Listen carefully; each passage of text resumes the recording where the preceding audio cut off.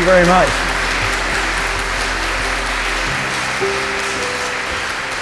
Thank you all very much indeed. Happy Publication Day. Thank you very much, Kate. Thank you. This is the most wonderful book. I have been very lucky because I got an advance copy. It's quite good. If you have got your copy on your knee, just have a look at the cover, because that is an image and a half, isn't it? It's incredible. Tell me a little bit about that. Yeah, I mean, I'm so glad we got that as the photograph for the cover of the book. That's Bruce McCandless.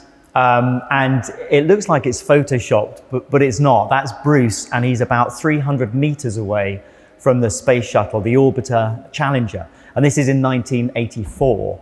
And Bruce is completely untethered.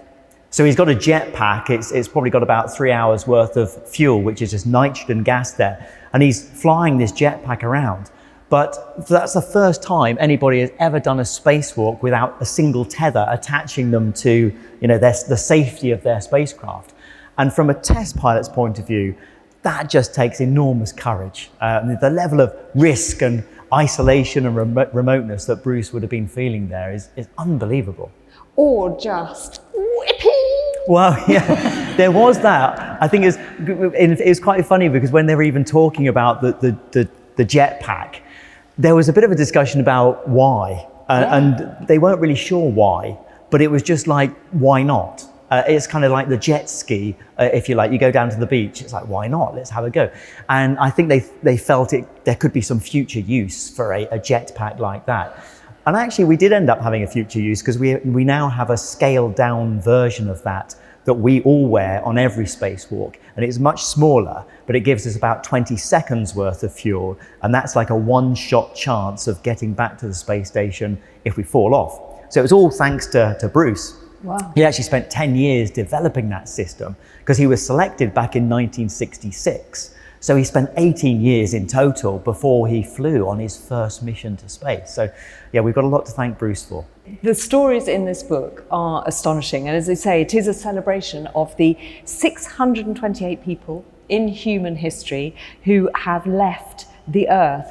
And when I was reading it, I was thinking, what is it about human nature that compels us to want to go where maybe we even shouldn't or couldn't or no one thinks is possible? What is it? I know, it's difficult to quantify, isn't it? That human, that innate desire to explore. It's what we've always done. We've always pushed the boundaries. We've explored across the oceans, through the forests, over the mountains, across deserts. And when we look up to the stars, I mean, I did as a young boy, I looked up to the stars and just wondered about the big questions. What's out there, and how did we get here, and is there other life out there? And that's the natural place to explore, another boundary to push. And that's certainly been the inspiration, I think, for all 628 people who've decided to leave the surly bonds of Earth and explore space. But it's one thing, as you say, to look up at the moon, at the stars, and go, I wonder what's out there. But then to actually put that into practice, not only were people thinking, let's maybe go to space, let's explore it, but then they had to work out, well, who would go? Yeah. And how do you tell whether they're the right people when, it sort of takes pioneering to sky-high levels. Yes, yeah, absolutely. And of course, in the beginning, it wasn't a who, it was a what. Yeah. In 1957, when this little beeping satellite flew over the United States, and they realized that the Soviets had pipped them to the post. And if they're going to put Sputnik into space, this little satellite, then humans will follow soon. And you're absolutely right. It became, well, who's going to do this job? And I think it's fascinating. We forget, we use the word astronaut all the time. I certainly do in my line of work. And it's only when you stop and pause and think there wasn't actually a word for it. No. In 1957. They had to have a discussion in NASA, a meeting. What should we call these new people? And cosmonaut was actually the favoured term. And it made more sense, really. Sailors across space, that's the Greek interpretation of cosmonaut. And astronaut is a star sailor, which sounded a bit grand. We're not really sailing amongst the stars yet. Maybe in 100, 200, 300 years' time, who knows? But the nearest star is 4.25 light years away. So astronaut seemed a bit grand, but that was the term that NASA went for, and the Soviets went for cosmonaut. And because there was so much pressure to get people into space, there was this race. Yeah. Really, it was down to efficiency that both sides, Soviet and US, decided to go for the easy option. And the easy option was, well, we've got rockets, this is test flying, we already have a pool of military fast jet test pilots. Surely that's the kind of people that we want to go into space and be our early astronauts. And of course, instantly that narrowed down the pool massively. That's who they both went for, fast jet military test pilots. I mean, it sounds like an obvious question, really. Why a test pilot? Is it because, and you were one yourself, is it because you're spectacularly brave, yes. a bit dim? What is it?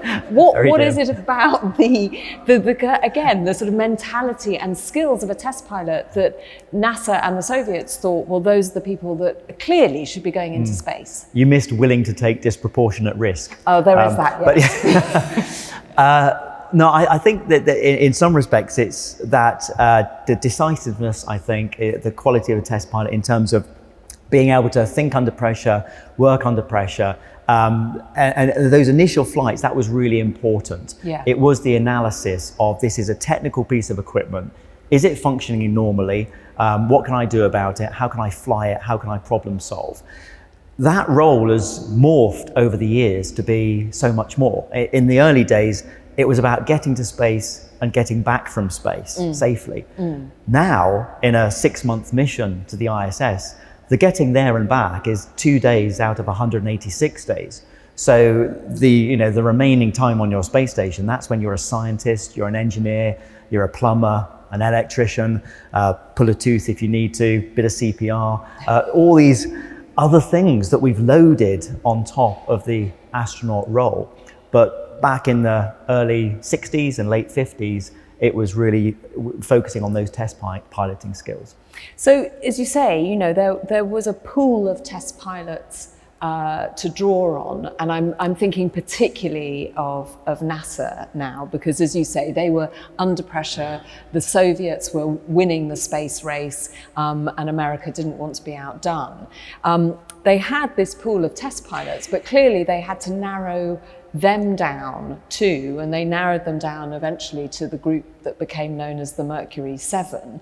But I mean, some of the tests that they were asked to do seem extraordinary now. I mean, I'm going to try it out on you. Oh, no. What do you see, Tim Peake? I mean, this is a serious test, isn't it? They would be handed a piece of blank white paper and told, what do they see? Absolutely. And Pete Conrad, who I never got to meet, I would have loved to have met him, because he just comes across as a really colourful character with a wicked sense of humour, but very professional. And he stared at this blank piece of paper for a long period of time and handed it back and said, "Well, it's upside down," which I'm not sure if that was why he failed the selection, or whether it was because he also presented his stool sample in a box with a pink ribbon on it.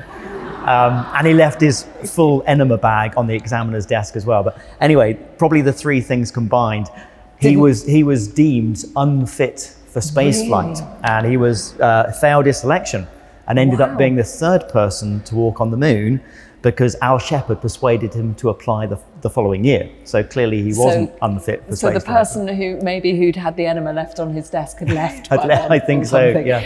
Michael Collins as well, he came up with a rather novel, what he could see on his blank white sheet of paper. Yeah, he went for 19 polar bears fornicating in the snow. Yeah.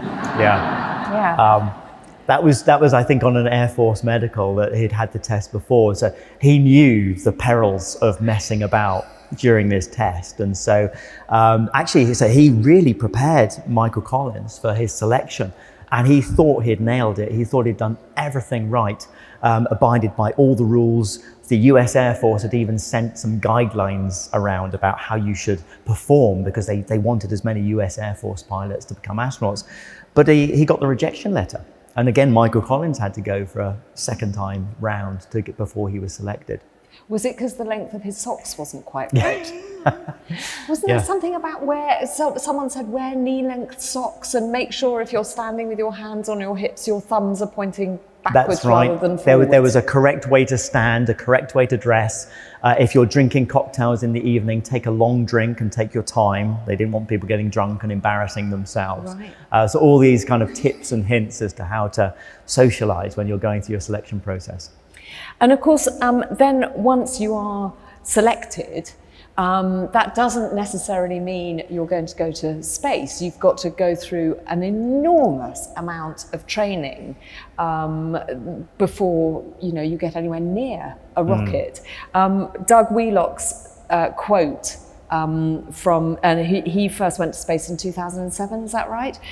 He said that training for space flight is like trying to drink from a fire hose. Yes, yeah. There's no other way of describing it, really. And it's become, every year we load more into the training program as there are more things we think of that astronauts can do. And it really is impossible to retain all of that information. So I think that the key art when you're training to be an astronaut is just learning what you're allowed to forget and what you really mustn't forget. It's kind of compartmentalizing. And of course, the really important things to remember are the things that are going to save your life. It's the emergency training, things not to do like fall off on a spacewalk and press the wrong button in the rocket. So you really focus on the absolutely paramount important things. And then everything else, actually, you can do if you just follow the procedure. I always say to, if people are asking me, but how do you remember all this stuff? So, well, if you can build an IKEA wardrobe, you can pretty much fulfill a day on the space station, because that's all we're doing. We're following procedures and fulfilling those jobs. But it's when there's a fire or something, it's all got to come from up here. It's all got to come. You had, I suppose, the advantage of, several years, decades of space flight that had already happened. The Mercury 7 were training for something that no one really knew what they were training for or what they were going to come up against. I mean, there's all sorts of factors which, as I was reading the book, kept occurring to me, like nobody knew how the human body was going to be able to cope with no gravity.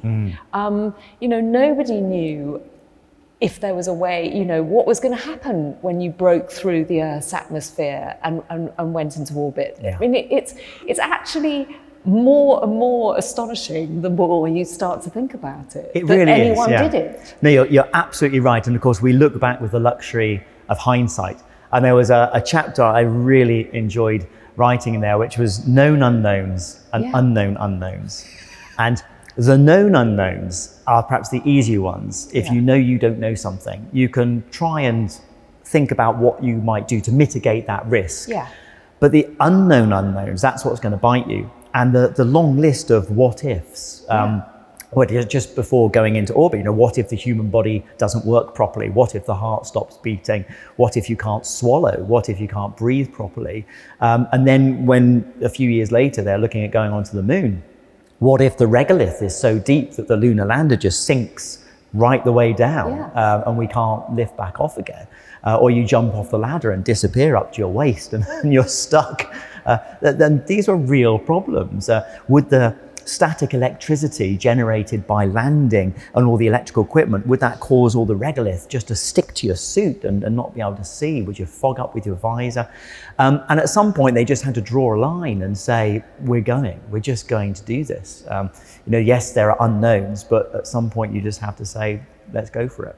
Obviously, Gagarin was the first man in space. He orbited the Earth once. I found it extraordinary why he was picked, because he wasn't the only Russian astronaut, cosmonaut. Again, they had a selection process. He'd done all the training, but there were several people kind of in the running to make that first flight. And it wasn't necessarily because he was the best, was it? No, I mean, they were all so talented. They'd gone through their selection process and their training process. And Kamenin, who was in charge of the Soviet program, had this difficult decision. He'd narrowed it down to German Titov and Yuri Gagarin. And he knew them both very well and their families well. They were friends. And he had to make this decision. On the one hand, he knew that he was going to be bestowing this incredible honor on this individual. You're going to be the first human in space. But also secretly, they gave themselves probably a 50-50 chance that they wouldn't be coming back. So he could be condemning one of his friends, to a terrible fate. And he had sleepless nights trying to figure out who was going to be first. And really it came down to the fact that, German Titov, German is a bit of an unfortunate name when, post-World War II, and German sounded a bit like German.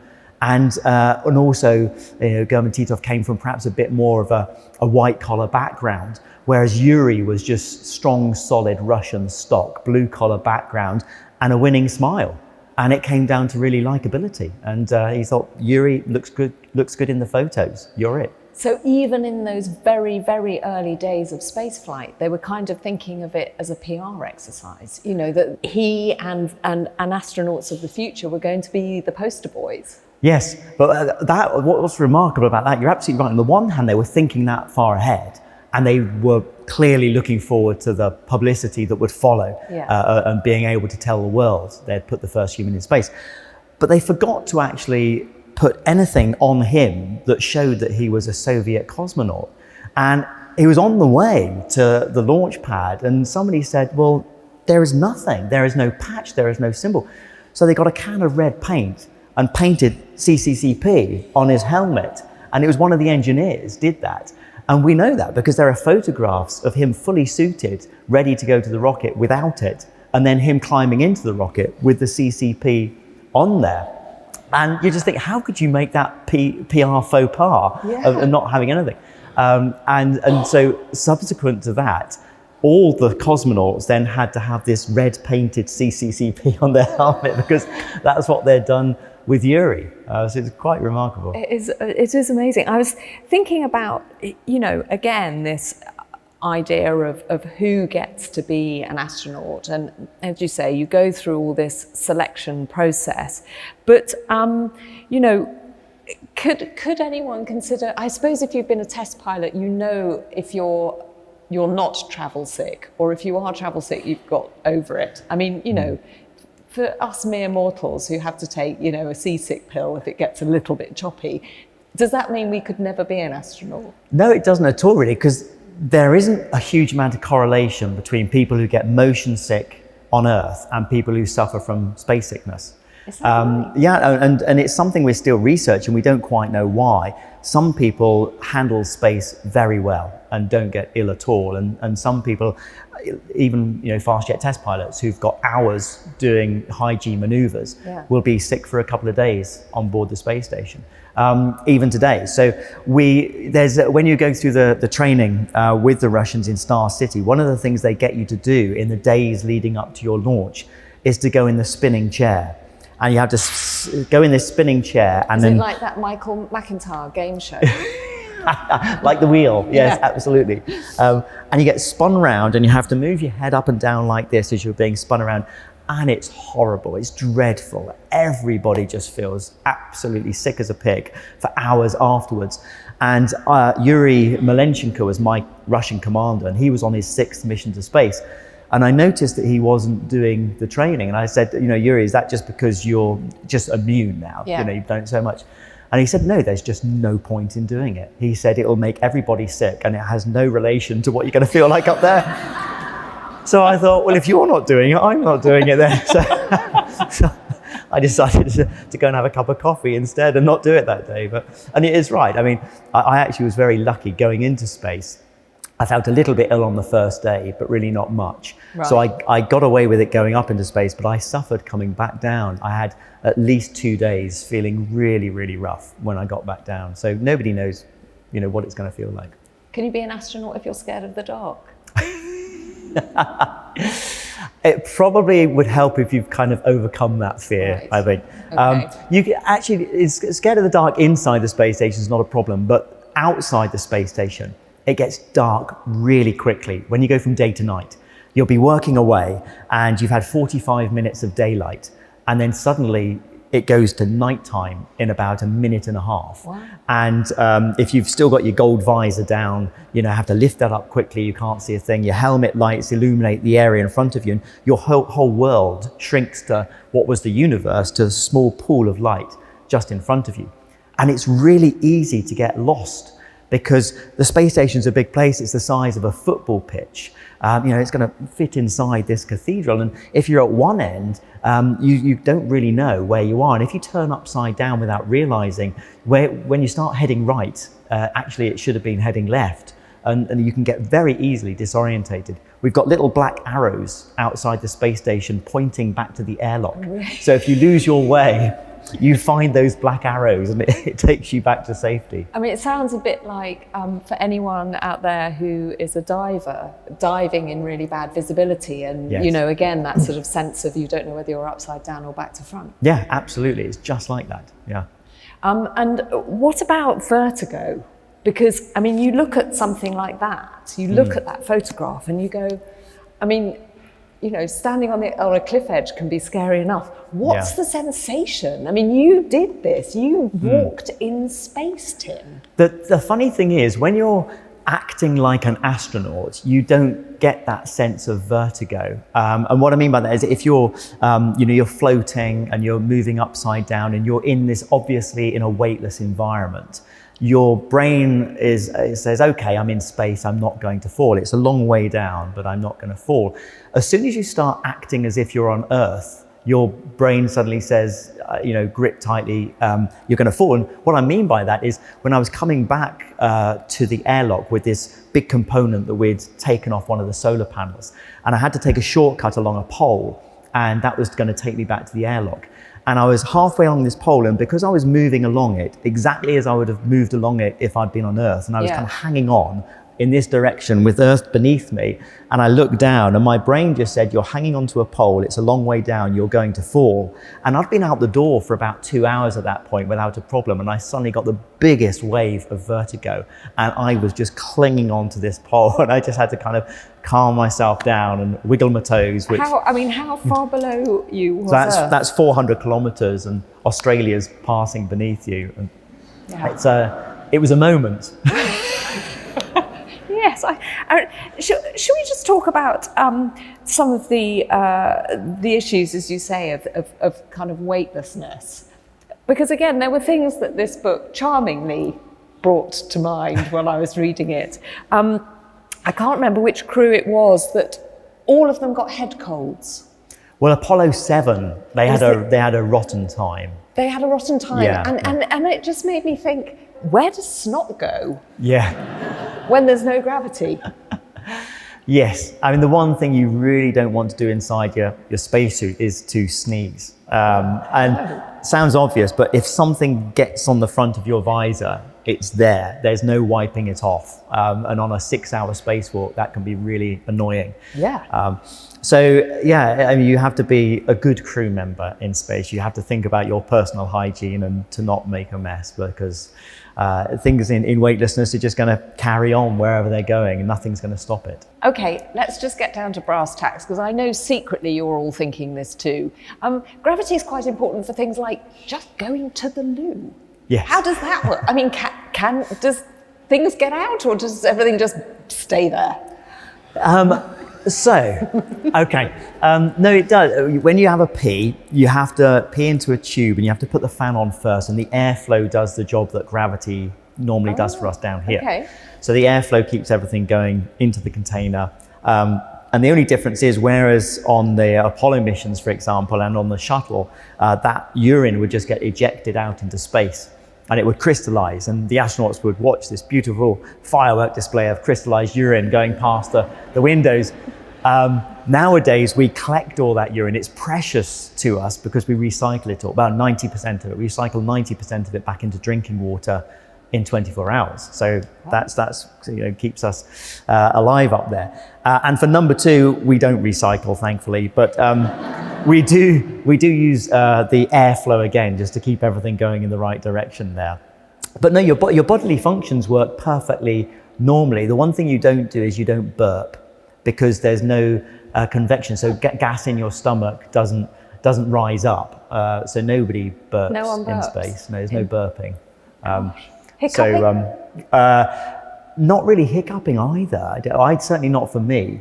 The gas comes out other ways. Let's be mindful of where we are, shall we? You talk a lot about, I mean, we'll go back to sort of Gagarin and Titov and, you know, him not being chosen. And you talk very eloquently, movingly actually, about this, what seems to be a fear that everyone who is selected to be an astronaut has, which is to be an unflown astronaut. Just talk me through that. Yes, yeah, I called it kind of the ballad of the unflown astronaut. Just think of this lonely astronaut who's waiting for their mission that never comes. And that is a reality for every astronaut that's selected. You're not guaranteed a flight until you're sat on the rocket and until you're on your way. And of course, there's this competition of when are you going to get the mission and people going ahead of you. And in the early days, of course, there's not only is it, am I ever going to fly, but there's the prestige of what mission do you really want? John Glenn was convinced he was going to be the first American in space. And it was a big shock to him when Al Shepard was picked as the first person. Buzz Aldrin would have loved to have been the first person on the moon and really tried very hard to change people's minds so that he would be. And of course, Neil was selected, and German Titov, I don't think, ever lived down that Yuri had gone ahead of him as well. So there are these sort of competitive elements, but the one thing you don't want to be is an unflown astronaut. And why would you be an unflown astronaut? What is it? Just because you just don't cut it? Perhaps you don't cut it. Perhaps a medical problem comes along before you get your flight. That happened to Deke Slayton. He was one of the Mercury 7. And he was going fabulously through all of his training, doing everything right. And interestingly, I just throw in there because with Deke, as he was selected, you talk about the the process. I hadn't realised that Deke, first of all, was missing the top of his ring finger, and he couldn't swim.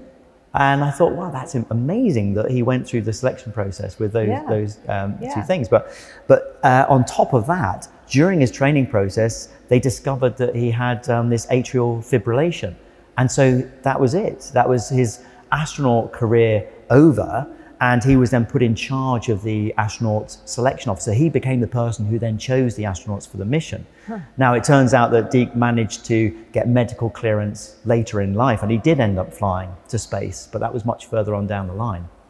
But you found out that basically out of your group, you were going to be the least likely to fly. Yes, yeah, I found out because I went to the printer one morning to pick up something I printed out, and the document that was underneath that I picked up inadvertently said, Timothy Peake from the UK is the reserve astronaut with the least chance to fly. And I guess on the one hand, that wasn't a huge surprise because I went into the process with my eyes open. The UK didn't pay in to the human spaceflight program. And I was surprised, as everybody else was, when I was selected in the first place. Jonathan Amos, the BBC Science communicator, obviously he was there, and he asked the Director General at the time, he said, why have you picked a British astronaut? We don't contribute. And Jean-Jacques Dordain said, well, we're delighted to have Timothy. He performed extremely well during the selection process, so he's on board. But clearly, ESA, the European Space Agency, had 5 flights and now 6 astronauts. So I was the one who was going to be the reserve astronaut waiting to fly. But in some respects, because our missions came down to politics and funding, it was about ministers and it was about financial contribution to the program, it made it easier for us as a group.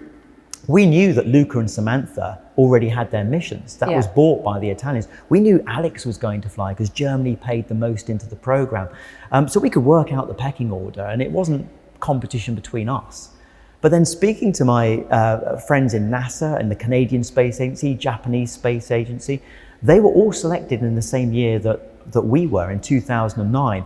And they were in direct competition with each other because they're all from that one nation. Right. And so it really was down to personality and performance. And I think in some respects that's a much tougher environment to work in.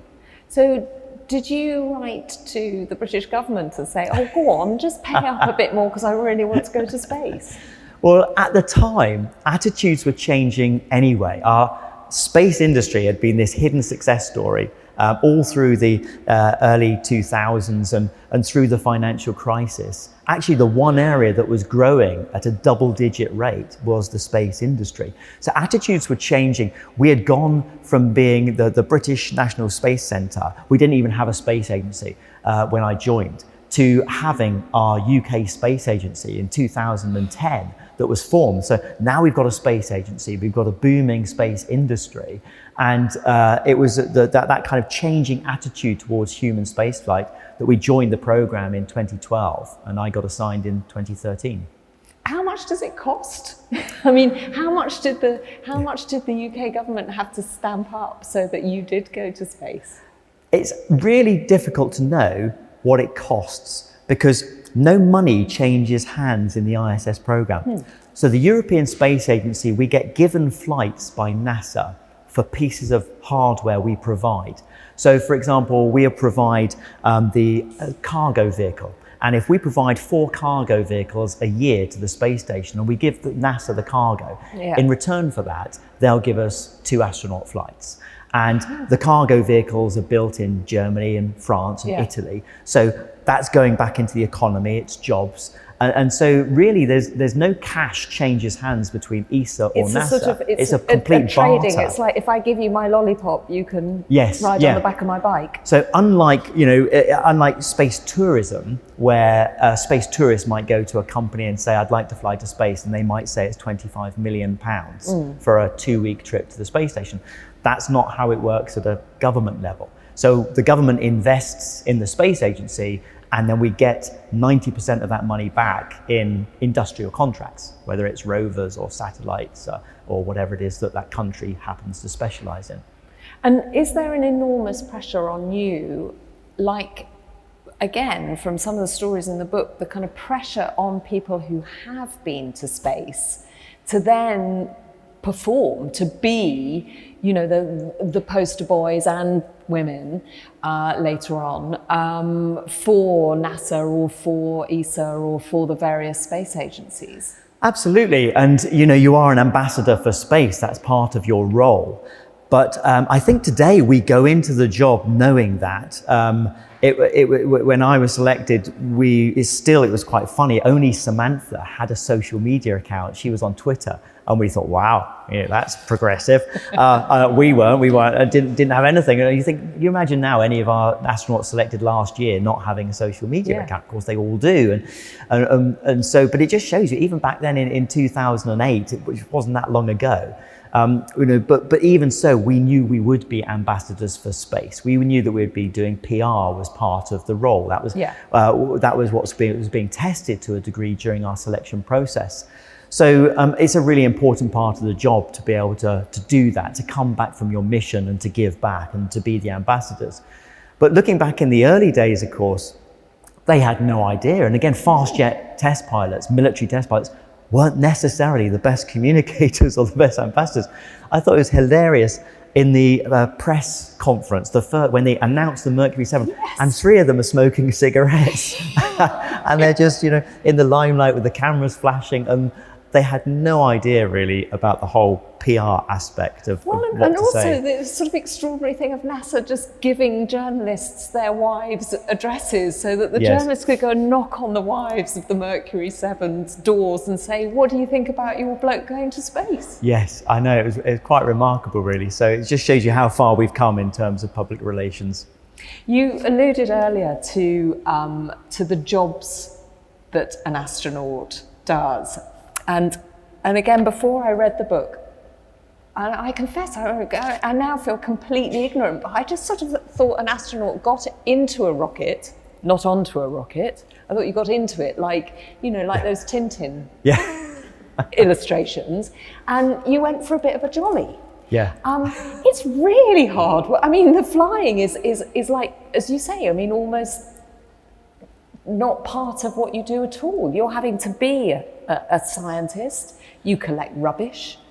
You fix things. Your days are packed. There's no time, it seems, to kind of look out the window and go, oh, look, there's a comet or Yes. whatever you do. Yeah, and it's difficult to know that before you join up. When I was going through the selection process, I didn't really know what an astronaut did. And I'd been working as a test pilot, so I was, reasonably familiar with the aviation and space industry, but I had never met an astronaut. I'd never had the opportunity to speak to them and to find out what their life was like and what you do.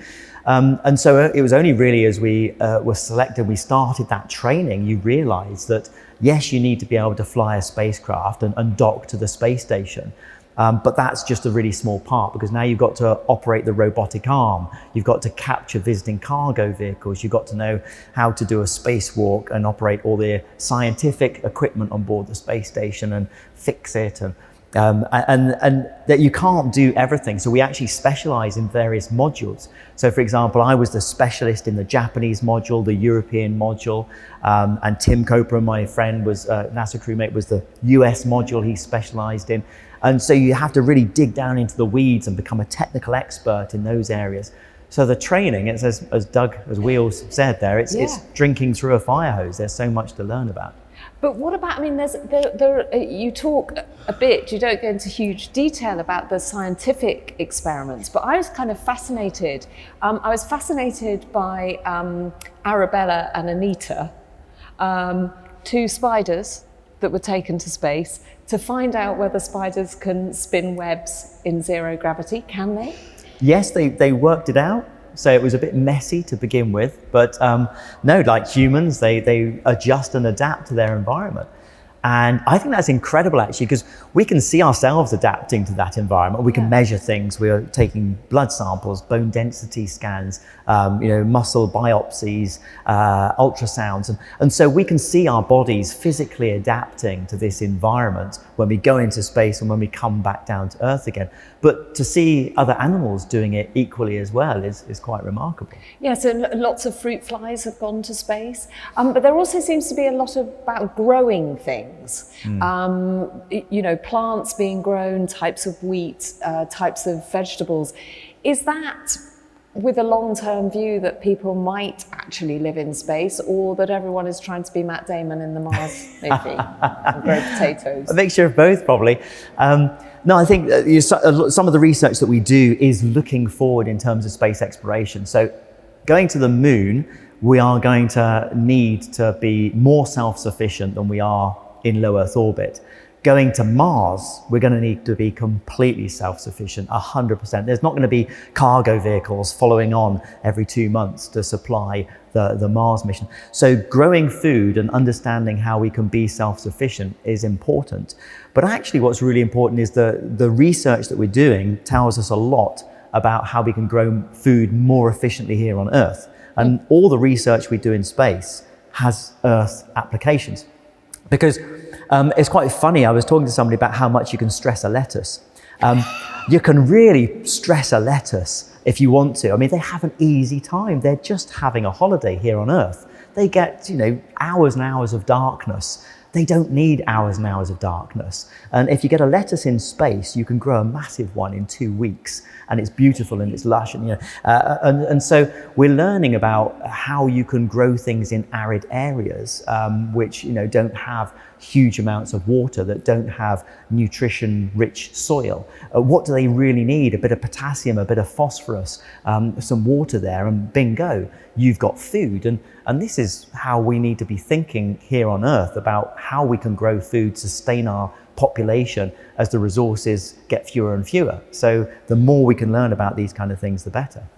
So actually, what started out in a way as a kind of a competition, who can get to space first, scratching the itch, if you like, of humans wanting to explore further and further, has now got real practical value. It is informing us, it is teaching us, it is perhaps allowing us to have a future.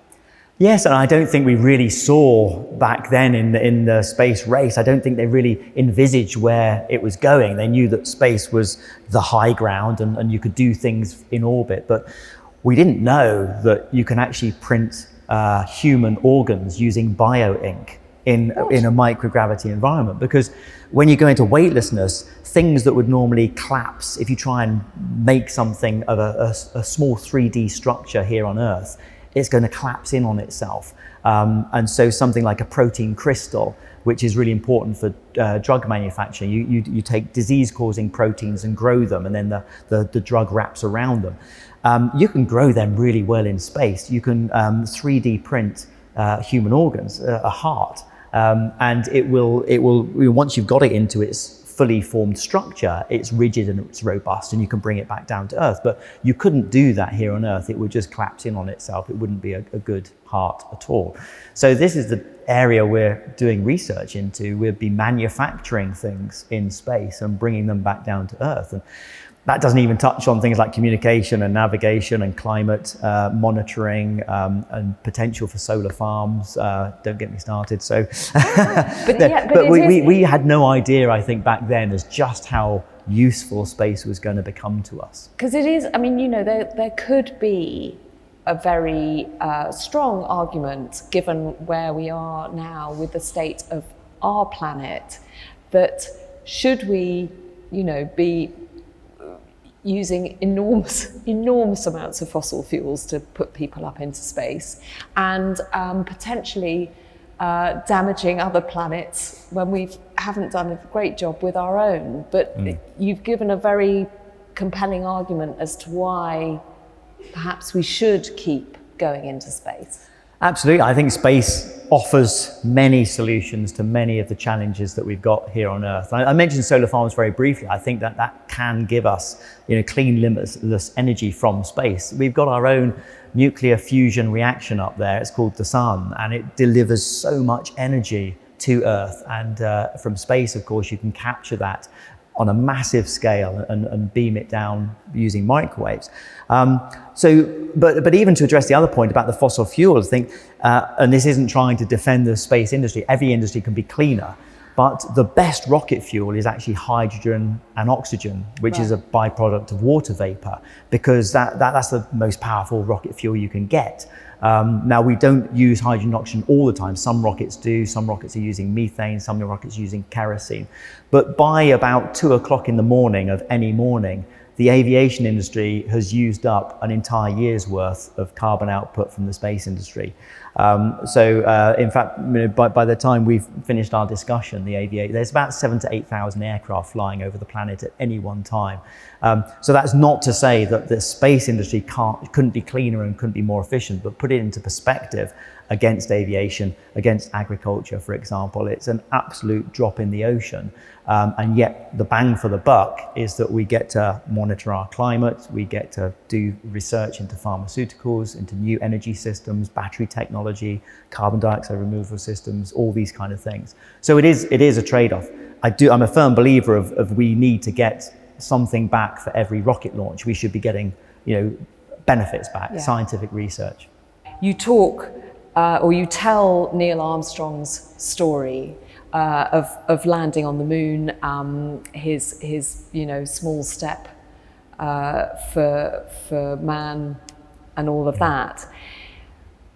And NASA had great ambition after Armstrong and Aldrin had finished that very successful mission. They had great ambition to then, you know, colonize the moon and to send people off to Mars. And their sort of time frame was roughly the 80s. Yeah. And yet here we are in 2023, and no one went back. Why? Why has there been this big gap? I mean, we'll get onto the fact that it's going to be filled shortly, but why did everything stop when it seemed like the space race really was racing? Yes, no, it's a good question. And I know Gene Cernan, the last man on the moon, so December 72, I was 8 months old when he left the surface of the moon and got that title. And he never wanted it very long. And he would have been happy if he'd had that title for a year or two, and then somebody else would have been back. And he died still holding on to that title. And we haven't been back in over 50 years because I think first it was to do with cost. America was spending vast amounts of money, 4.9% of their GDP on the Apollo program. That's not sustainable. And also the missions were going there and back, and 3-4 day stays on the moon, and then coming back to Earth. And you can't sustain that as well. It's far easier to build a lunar base, but the technology wasn't really there, and the funding wasn't there for one nation alone, just the United States, to do that. So they looked closer to home, and everybody started thinking about space stations in low Earth orbit. Let's learn more about living and working in this environment. So we had Skylab, the Russians had Salyut, and onto the Mir space station, the Apollo-Soyuz era, onto the International Space Station, and the shuttle missions. It was the era of low Earth orbit. But with each of these programs costing money, there's no more money left over to do anything else with it. And so the International Space Station is using up most of NASA's human spaceflight budget. So it's very difficult to run a space station and run a lunar program at the same time. It's one or the other. And once you've built your space station that's going to last for 25 years, then that means that for 25 years you're not doing anything else because of the money you have to invest into it. So it's only really now as the space station starts to come towards retirement and we're handing that over to commercial companies that the national agencies can start using their limited resources now to pool it together and think about going back to the moon. So the latest mission is Artemis. Yes. Talk us through that. Yes, Artemis is really exciting. Artemis 1 launched last year, an uncrewed mission, and was very successful. 4 of my friends are now training for Artemis 2, which could launch as early as November next year, likely to slip in all reality into 2025. But that would be a bit like Apollo 8, going around the moon into orbit and coming back. But in many respects, it's quite different because the orbit they're going into is a very challenging orbit, and they're also going to, it's a highly elliptical orbit. They'll be very far away from the moon at the furthest point, very close to the moon's surface at the nearest point. And it's changing the plane by 90 degrees because in the Apollo era, landing on that thing, you kind of launch around the equator of Earth, and that takes you kind of around the equator of the moon. So all of the 6 landing sites in the 1960s and 70s around the kind of the equatorial band of the moon. We want to go to the south pole of the moon because at the south pole, there's water ice, and that's really interesting. That's where the laboratory will be, and there's permanent sunshine there for energy. So you need to change that orbit from an equatorial to a polar orbit. That takes a lot of mechanics and mathematics and fuel and working it all out. So it's a much more complicated mission than it was in the Apollo era. So Artemis 2 will be trying all of that out. So it isn't just repeating what was done 50 years ago. It is moon exploration with knobs on. Yeah, with knobs on, absolutely. Because we're going to build a space station orbiting them in this funny orbit I've talked about. It's called a near rectilinear halo orbit, NRHO. But they're going to build a space station in that orbit, and that will facilitate the lunar base that will eventually be built as well. So space station in the moon's orbit, lunar base at the South Pole, and crews going to spend 6 months to a year on the lunar space station. Now my final question was going to be, why did you only fly once? And do you wish you were part of Artemis? But then the headlines came out yesterday. What's going on, Tim Peake? What's going on? So there's a company called Axiom Space that many people won't know about because it's not Elon Musk, it's not SpaceX, it's not Jeff Bezos and Blue Origin. They're a smaller company and a less known company, but they're actually building the next space station. So a lot of people will get to know about this company in the future. And those modules are being built at the moment. They're going to bolt on to the International Space Station. So when it retires, Axiom Space Station will be left there. So Axiom are a commercial company that are running commercial space flights, and they've got an agreement with the UK Space Agency to look at an all UK astronaut mission. which is really exciting. It's early days. Has that never happened before? No, it's never happened for the UK and never for a single nation on this kind of commercial basis.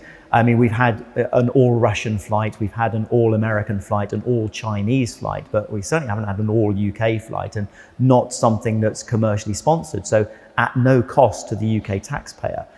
This is a really interesting model that we're exploring and investigating. So, and how are they getting their money? So is this space tourism? Are you going to basically be like a pilot for EasyJet, only flying a bit higher? Not space tourism, because it's going to be, all professional crew doing scientific research and education and outreach. So it's nobody is paying for their ticket. It's not space tourism in that respect. And the commercial companies you kind of mentioned about how do they get their return on the investment? Well, the return for them is scientific payloads, maybe on the mission itself, or maybe on a future Axiom space station. And so it'll be companies that are interested in microgravity research and that kind of long-term investment into space. So it's a really interesting model, and early days, no crew selection yet, but I am working with UK Space Agency and Axiom and trying to make the mission happen. At the risk of sounding ageist, are you allowed to be an astronaut when you're 51? So when I flew, I was 43, and Tim Cooper, my NASA crewmate, was 53. Yuri was a little bit older than that. So we all fly astronauts up to 60 years old for a long duration mission. Yes, there's still time. Yeah, so 60 is the current kind of cutoff. Okay. So there is still time. Yeah, but it's interesting in spaceflight. Actually, age can sometimes be a benefit in terms of the experience that you have. And obviously the great advantage if you're a middle-aged woman is being in a no-gravity situation. Absolutely. Isn't it, girls? Tim Peake, you're a wonder. Thank you very, very much indeed. Thank you so much, Kate. It's been a pleasure talking to you. Thank you.